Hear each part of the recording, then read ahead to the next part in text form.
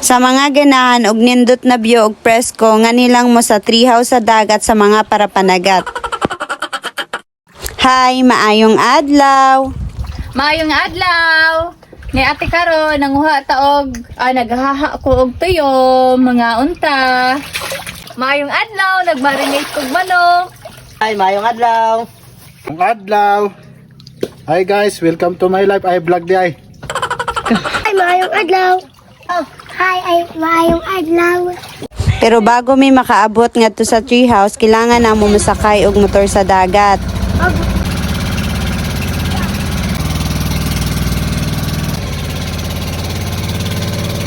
Mao to siya ang dagat sa mababang baybay, tapos panganhi sa luyo na pod mga mangrove na or bakawan. Gipatay na ni Buknoy ang makina sa motor kay hapit naman mimo dunggo kung asa ang treehouse. Unya pagabot namo na nakadayon mi, gipangsaka pud namo ang amo ang mga gamit kay dinhi man mi magluto.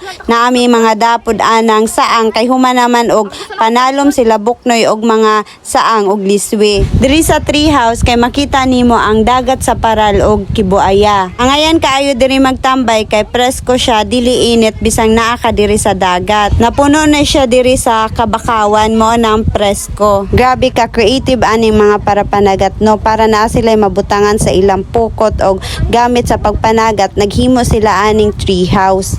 Ginabilin lang nila dinhi ang ilang gamit, unya maayo pagid ni siya na treehouse kay paghapak sa balod dili gid siya maabot sa balod, mao nang ligon-ligon dili gid siya dayon masira ning treehouse. Kay ingon pagid nila dugay naman daw ni na treehouse, pero karon lang gid siya na discover namo na sila abuhan nganhi pasiguro-guro sila og makakuha sila isda dayon magluto na lang sila. Naapod sila mga kahoy nga pangsugnod, pero kami nagdagid mi og sa diring kalan para handa ba permente ba kay para napod may lutuanan sa among mga lutuonon kay wa manggad mi kaybong nga naay lutuanan yan kay karon lang mi nakanganhi.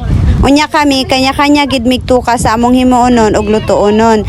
Ako nagdabo ko tapos sabaw ko og liswi. Si ate naghaha na siya tuyom, tapos si Kuya Dini siyang gilimpyuhan ang manok na dala namo gikan diri sa among balay. Si Buknoy pod kay nagkilaw na siya sa iyang kuha nga isda. Si Bia pod nagmarinate na siya sa gilimpyuhan ni Kuya Dinis nga manok. Habang nagamaniho sila ngadto sa ubos sa ilang mga tuka, ako pod diri sa igbaw kay nagtimpla pog ko sa kinilaw nga isda. Nagurot ko og sibuyas og ako na siyang gitimplahan og asin og bitsin nya. Akong gibutang na suka kay suka sa tuba na harang, lami na kaayo, aslom-aslom, napod na siya limon, lami gid kaayo, promise. Char, nagalaway noong ko karon habang naga-edit ko sa video.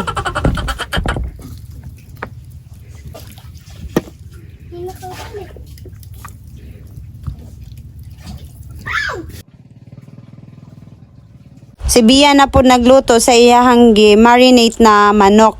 Unya habang galuto mi nga ni sila Buknoy pod kay nagdalikyat sila og panalom og tuyom. Sabi, Asa man mo nanguha nga to banda sa Paral? sa may cross, Sandra. Ko day nga to? Dito sila banda nanguha ay dito sa tumoy nato, tapos diri nila giyog. Sa bagay, nagmotor man. Kita ang motor. Kita ang atong sakyan na.